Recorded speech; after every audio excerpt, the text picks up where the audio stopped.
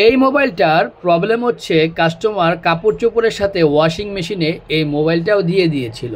পরবর্তীতে প্রায় আধা ঘন্টা পর মনে পড়ছে যে তার পকেটের মধ্যে মোবাইল আছে।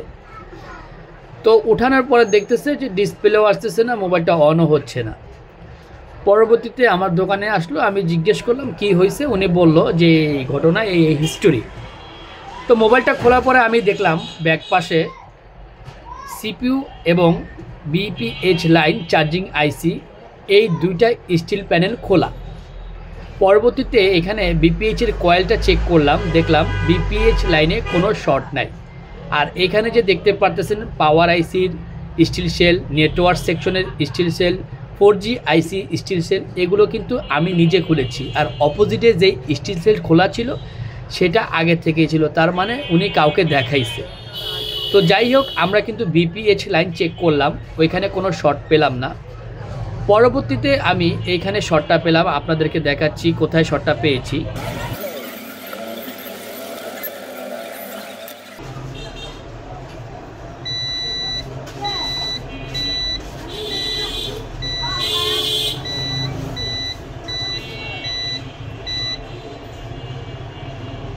তো যেহেতু পাওয়ার আইসির আশেপাশে শর্ট পাইছি, তো এই ভিডিওটা একটু আমার গ্যাপ হয়ে গেছে। মানে হচ্ছে আমি ভিডিওটা স্টপ করছিলাম, যেহেতু দোকান রানিং অবস্থায় আমি কাজ করতেছি, কাস্টমার চলে আসছিল। এই মুহূর্তে আমি আর পরবর্তীতে ভিডিওটা চালু করতে পারি নাই। তাও আপনাদেরকে ডিটেলস বলে দিচ্ছি। পাওয়ার আইসির আশেপাশে আমি রজন বা ধোয়া থেরাপি দিই, দেওয়ার পরে আমি এখানে শর্ট কিলার লাগাই। কিন্তু শর্ট কিলারের লাগানোর পরে আমি পাওয়ার আইসির আশেপাশে কোথাও কিন্তু কোনো ক্যাপাসিটার আর গরম হতে দেখি নাই। হ্যাঁ, তো আমি আসলে পরবর্তীতে আমি লাইনগুলো আবার ট্রেস করলাম। ট্রেস করার পর দেখলাম যে আমাদের যেই ব্যাটারি কানেক্টারের ভ্যাট লাইনটা থাকে সরাসরি, সেই লাইনটা ফুল শর্ট।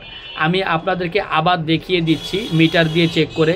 ব্যাটারি কানেক্টারে যেই ভ্যাট লাইনটা থাকে সেটাকে একদম ফুল শর্ট পাইছি। তো এখন আমি এই জন্য ব্যাটারির কানেক্টারের আশেপাশে, নেটওয়ার্ক আইসির আশেপাশে ধোয়া দিচ্ছি এবং আপনাদেরকে দেখিয়ে দিচ্ছি মিটার দিয়ে মেপে যে কোথায় ফুল শর্টটা আমরা পাইলাম।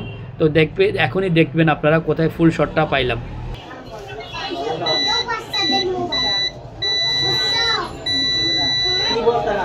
তো আপনারা অবশ্যই দেখতে পেয়েছেন ব্যাটারির কালেকশনের ভ্যাট লাইনে কিন্তু শর্টটা পেয়ে গেছি। শর্ট কিলার লাগালাম, এই যে দেখেন এখানে নেটওয়ার্ক আইসির পাশেই কিন্তু একটা ক্যাপাসিটার গরম হয়ে গিয়েছে। আমি আপনাদেরকে বোঝার স্বার্থে আমি এখানে আবারও একটু ধোয়া দেব, যাতে আপনাদেরকে আরও ক্লিয়ার দেখাইতে পারি যে কোন পার্টস গরম হচ্ছে। এটা একটা ক্যাপাসিটার, এটা রিমুভ করে দিলেই হয়ে যাবে।